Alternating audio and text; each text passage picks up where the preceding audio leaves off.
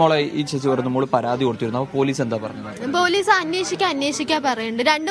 2 വർഷം കൂടുമ്പോ പോലീസുകാർ മാറുകയാണ്. അതുകൊണ്ട് ഞങ്ങൾക്ക് ഒന്നുമേ അറിയില്ല. അയാളെ വിളിച്ച് അന്വേഷിക്കുക അതന്നെ പറയുള്ളൂ. ആ ദിവസം ഞങ്ങൾ പോയി 10-11 മണിയാകുമ്പോ വന്ന് അയാളുടെ അടുത്ത് സ്റ്റേഷനിലേക്ക് വരാൻ പറഞ്ഞു. അത് പറഞ്ഞു. അയാൾ അതേപോലെ സ്റ്റേഷനിൽ പോയി വൈകുന്നേരം ആകുമ്പോഴേക്കും വന്നു. അത്രയോ അവിടെ നടന്നിട്ടുള്ളൂ. അല്ലാണ്ട് അയാൾക്ക് എന്താ പ്രശ്നം? ഇവിടെ നാട്ടുകാരുടെ അടുത്ത് അന്വേഷിക്കുക. നാട്ടുകാർ 2-3 പ്രാവശ്യം പോയി പരാതി കൊടുത്തു. എന്നിട്ട് അതിന്റെ സീരിയസ്നെസ് അവർക്ക് അറിയില്ല. പറഞ്ഞാൽ നമ്മളെന്താ സാറ് ചെയ്യുന്നത്? നമുക്ക് ആകെ ഒരു ആശ്വാസം ഉള്ളത് ആ സ്റ്റേഷനല്ലേ. ഇനി നമ്മൾ അതിലേക്ക് പിന്നെയും കയറുവോ?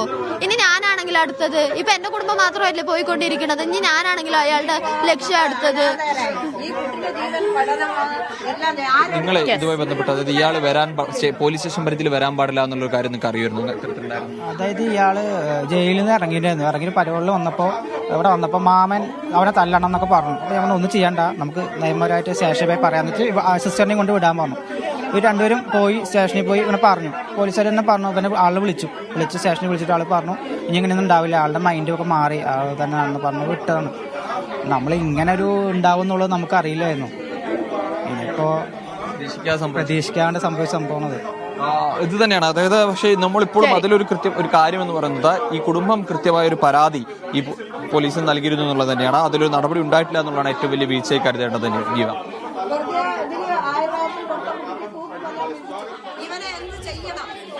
ആകെ ഞെട്ടലും ആശങ്കാജനകവുമായ സ്ഥിതിയാണ് ഇപ്പോൾ അവിടെ നിലനിൽക്കുന്നത്. കൊല്ലപ്പെട്ട സുധാകരന്റെ മകളും അതുപോലെ തന്നെ അയൽവാസികളും ഒക്കെയാണ് ഇപ്പോൾ പ്രതികരിച്ചത്.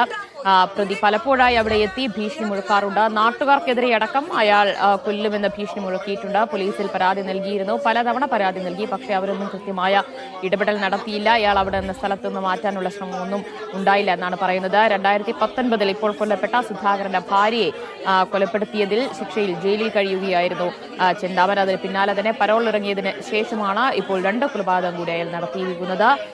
നെന്മാറ പോത്തുണ്ടി സ്വദേശി സുധാകരൻ, അമ്മ മീനാക്ഷി എന്നിവരെയാണ് ചെന്താമര വെട്ടിക്കൊലപ്പെടുത്തിയത്. ഇപ്പോൾ ചെന്താമരയ്ക്കായുള്ള തെരച്ചിൽ അന്വേഷണം പോലീസ് ഊർജിതമാക്കിയിട്ടുണ്ട്. അയാൾ കൊലപാതകത്തിന് പിന്നാലെ തന്നെ അവിടെ നിന്ന് കടന്നു കളയുകയാണ് ചെയ്തത്. വിവരങ്ങളാണ് പാലക്കാട് നെന്മാറയിൽ നിന്ന് കെ അഖിൽ നൽകിയത്.